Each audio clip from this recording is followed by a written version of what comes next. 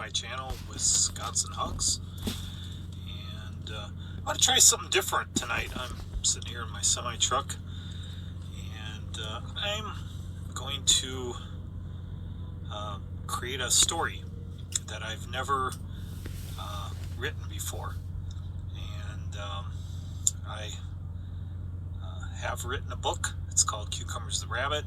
It's a children's novel, almost 400 pages long, and it's 20 short stories for kids.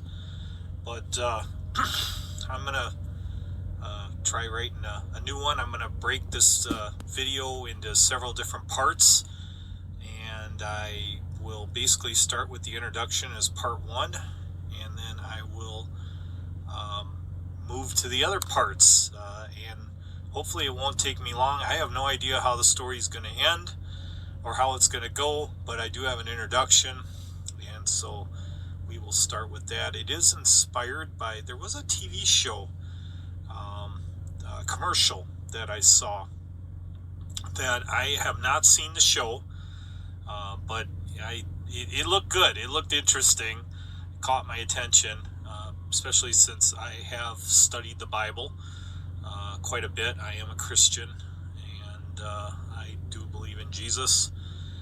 And so there was a show where a meteorite had crashed onto Earth, and Lucifer had walked out of the wreckage. And so this story is kind of inspired by just that 15-second video. I know nothing about the show, so I this is my story based from that commercial. All right, thank you.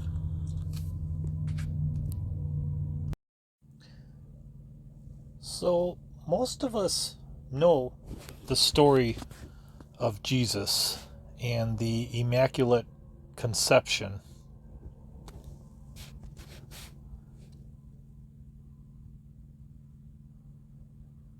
His mother's name was Mary.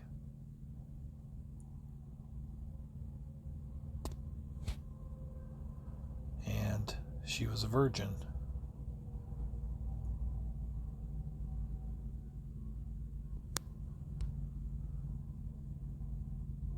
But miraculously, she gave birth to a boy and named him Jesus.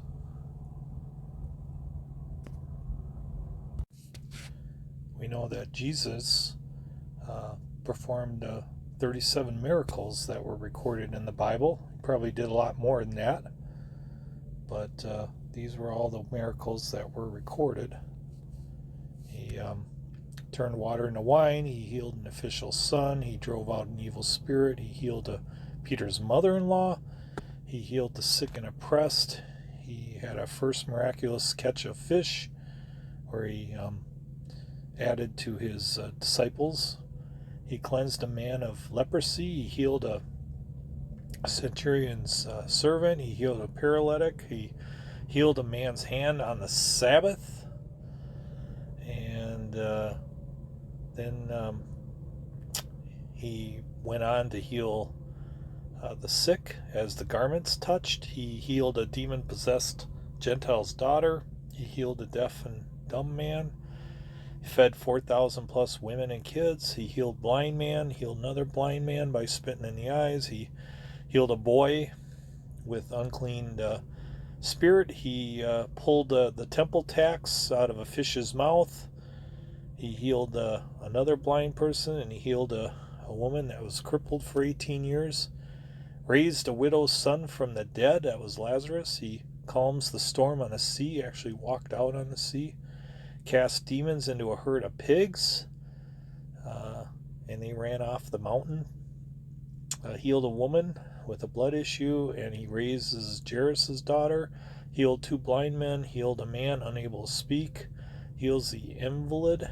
And then he fed 5,000 people. Walked on water. Then he heals a man with dropsy on the Sabbath. He cleanses 10 leopards. I remember that one because only one of them actually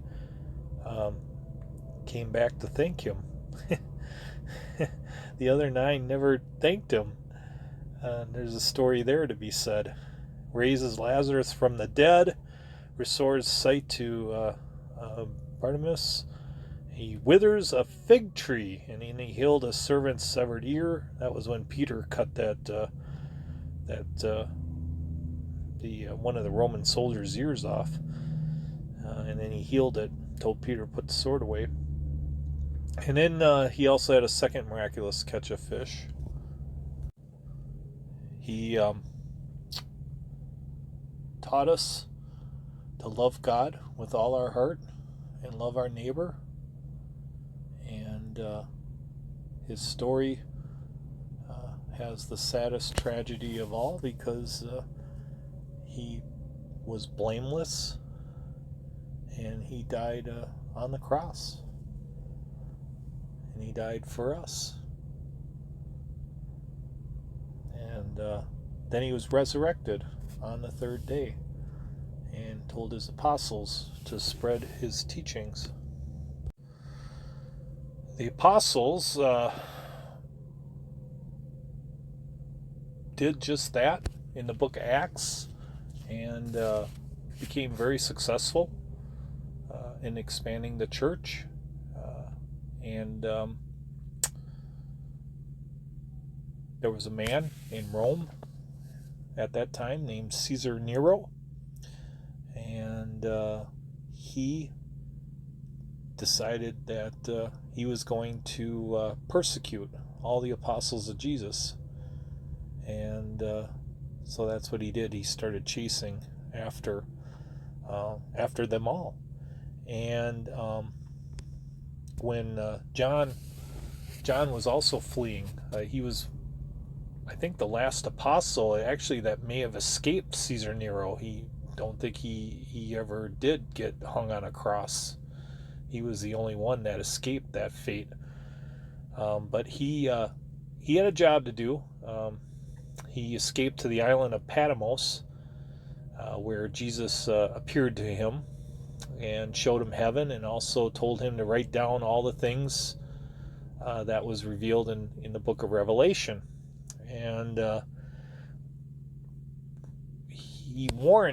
Jesus warned that history would repeat itself, and that Christians in the future would also be persecuted.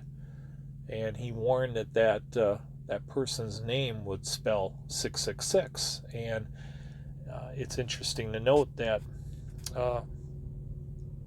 Nero Caesar in the Hebrew alphabet is Nronqsr, which, when that is interpreted numerically, because the language of Hebrew, they don't have vowels in Hebrew. So when you take his name and all you do is you put take the vowels out, and then the name itself, the letters that are left have, actually, it's like Roman numerals. They have a numeral, a number that's assigned to the letter, and so when you take those numbers, it comes out to be 50, 200, 650, 100, 60, and 200, which adds up to 666. So that's what he was talking about, is that history will repeat itself, and that there'll be a man running around like Caesar Nero, where his name will spell out 666, and he will be hunting down the Christians. And the upside down cross has been mistakenly referred to as the cross of Satan, and that is not true. It's actually a symbol of Christianity, because St. Peter was crucified by Caesar Nero in Rome. And when he was just about ready to be crucified, he told the soldiers there that he was unworthy to die the same way that Jesus died. And so he asked to be crucified upside down. And after he was crucified, there's a body that is buried in the Vatican, and the officials there honestly believe it is the actual body of St. Peter because it doesn't have any feet. And the thinking of that is that when he was crucified upside down, his feet couldn't handle the weight of the rest of his body. And so his body, when he died on the cross, his body, basically tore away from his feet. And then they just buried him without his feet. But so anytime you see the upside down cross, that is a mistake. That is not a symbol of Satan.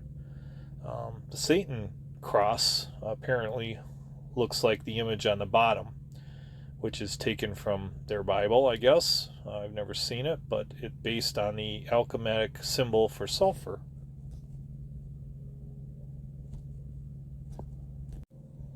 And we do know that Jesus is going to come back. He said he was going to come back. And here in Matthew 25, verses 1 through 46, I'll read a little bit of it. It says, "Then the kingdom of heaven will be like 10 virgins who took their lamps, their oil lamps, and went to meet the bridegroom." The bridegroom is Jesus. 5 of them were foolish and 5 were wise. When the foolish took their lamps, they took no oil with them, but the wise took flasks of oil. And as the bridegroom was delayed, everybody became drowsy and slept. But at midnight there was a cry. And that will be a trumpet. That will be the first trumpet that is sounded when the 7 judgment trumpets are blown in the book of Revelation. This will happen. This will signify the beginning of the tribulation period. And Jesus will basically he will be in the sky, and most likely it'll be nighttime when it happens, when he appears at night. And and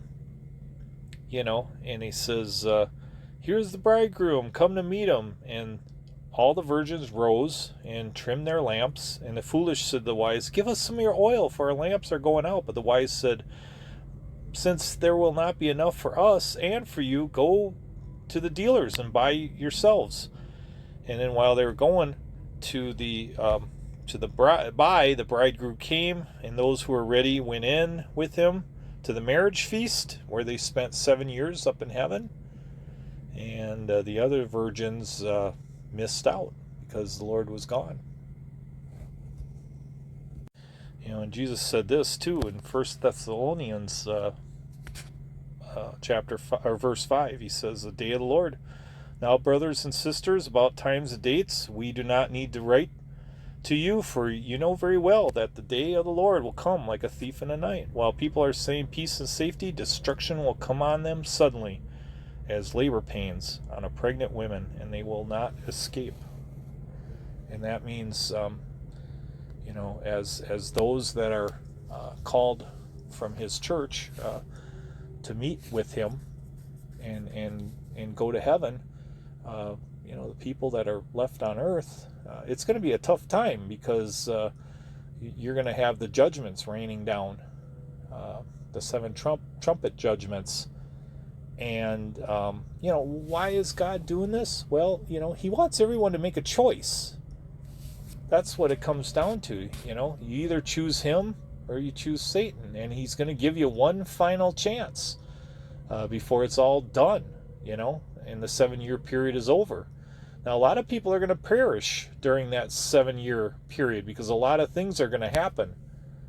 And it's not going to be a good time because a lot of the stuff that happens there mimics what happened in the book of Exodus when the 10 plagues came.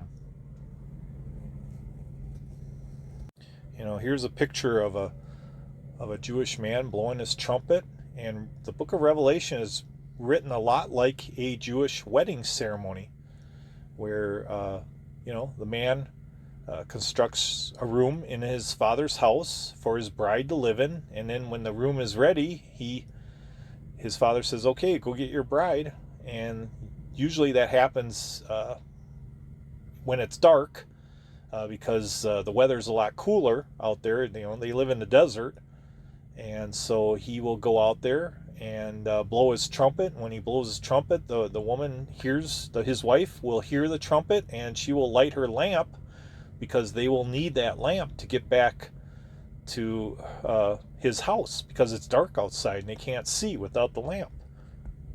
And here is a picture of a Jewish woman, and she's got her lamp ready to go. It's always full of oil, because she never knows when the bridegroom, or when her husband is going to show up. So the woman is the bride, and the bride symbolizes all of us. Everybody here that is part of Jesus's church, we are all the bride. And then she's waiting, she's waiting to hear that trumpet noise. And when she hears it, she's going to have her lamp ready to go. She'll light it, and she will run outside and to be with her husband when he blows that trumpet. And then she will follow him back to his house that he built for the room that he built for her in his Father's house. In John 14, verses 2 through 3, Jesus says, "In my Father's house are many mansions. If it were not so, I would have told you. I go to prepare a place for you." And it's really interesting that when Jesus was on earth, he spent his time being a carpenter. So now he's up in heaven, and he's building mansions for every single person that is a member of his church.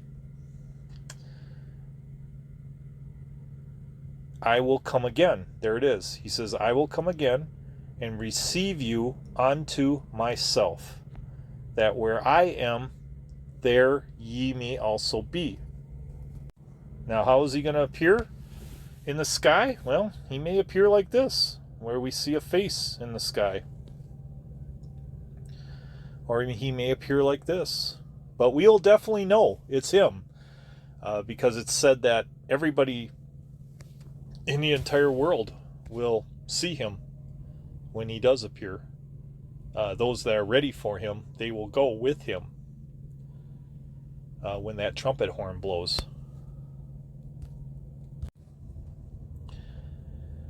Now, when the first couple trumpets blow, there's going to be a lot of bad things that are going to be happening on the earth. There'll be a lot of fire. There'll be a lot of destruction out there. And then we get to the third trumpet. The third angel blew his trumpet, and a great star fell from heaven, blazing like a torch. And it fell on a third of the rivers and on the springs of water. The name of the star is Wormwood. A third of the waters became wormwood, and many people died from the water because it had been made bitter.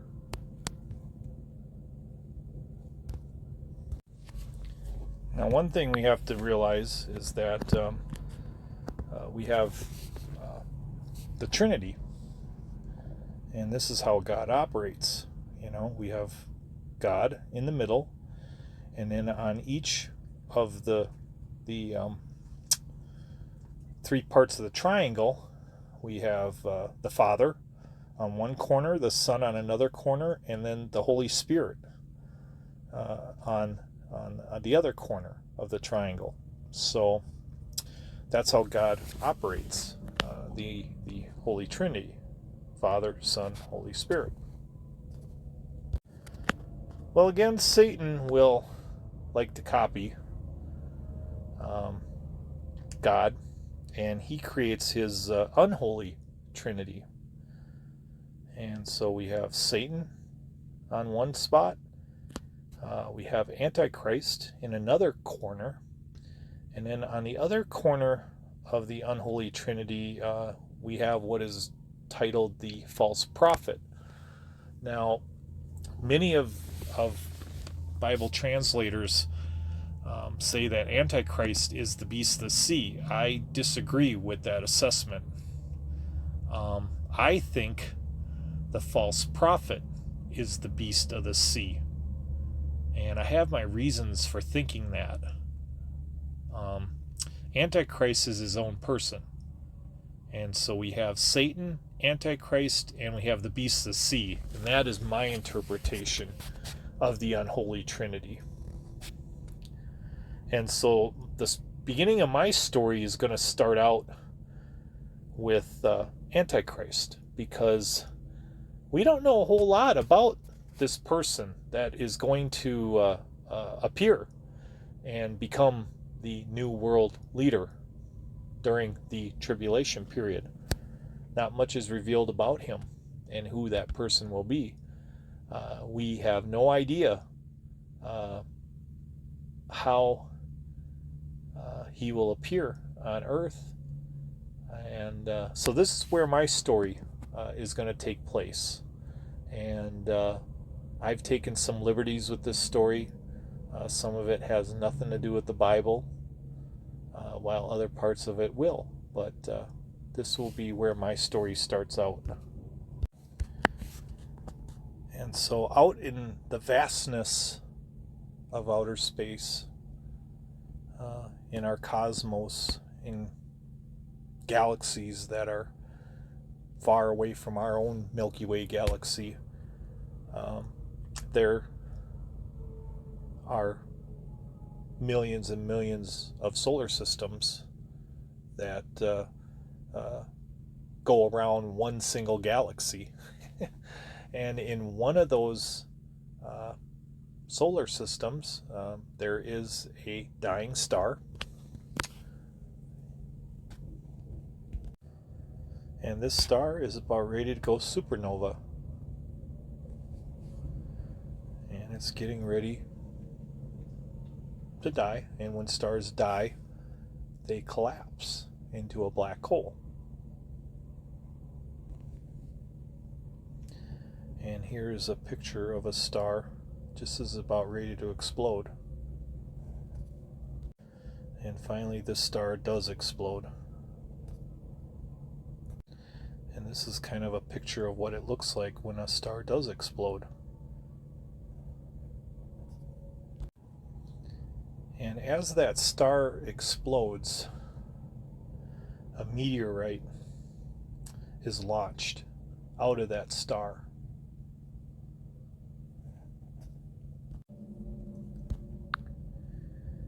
And that meteorite is hurtling towards Earth at fantastic speeds. And this meteorite was probably hurled long before Earth had even, became formed. It was at a point where Satan had been created, and he was watching the earth, and he watched, he saw the earth be formed, and then, he saw mankind rise after the dinosaurs, and he just wasn't happy that sharing the spotlight with humans. He almost felt like God favored humans over his own angels. And Lucifer felt like, they were better than humans. And he began his rebellion. And Jesus was there too. And he knew that, he saw what had happened with Jesus being on the earth. And he saw that, Jesus being born, and then he saw Jesus die on the cross. And he knew that Jesus was going to come back. And so he hatched a plan to take over the world. And to do that, he was going to need his own son of the devil. And so what he had done, since he was the morning star, that's actually what his name means, Lucifer, it means morning star. He had his son created inside the meteor of a dying star. And now that meteorite was heading towards Earth. And after many hundreds and hundreds and maybe thousands of years, the meteorite was finally about to hit the Earth. And Lucifer, his son, was now going to arrive on the planet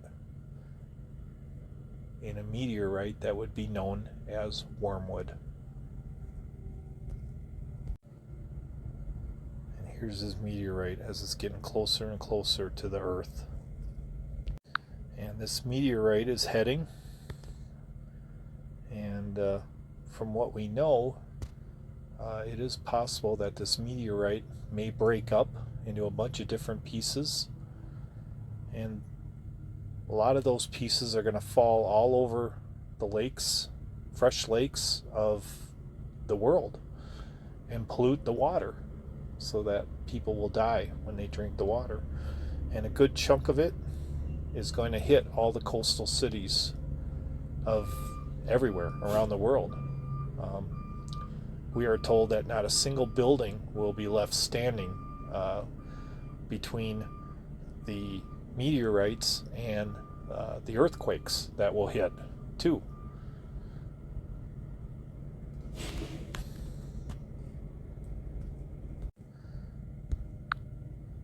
So basically, all the cities around the world are going to be destroyed.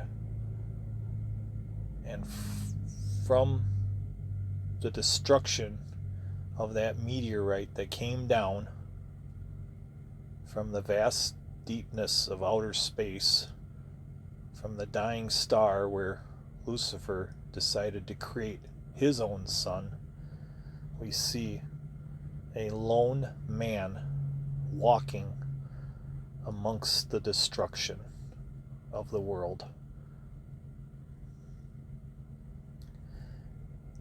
And that is where part 1 of my story is going to end. And I will work on part 2 and tell you what happens from that moment on. But I hope you all like my story. That's my dog barking. He wants to say good night to everybody. And I wish you all a good night. And, please comment if you do like my stories. I will keep doing more of these. And I will try to finish this one as quickly as I can. This is my first attempt at ever doing anything like this. So hopefully I'll get better if I decide to do more. And I wish you all a good night. God bless. Wisconsin hugs.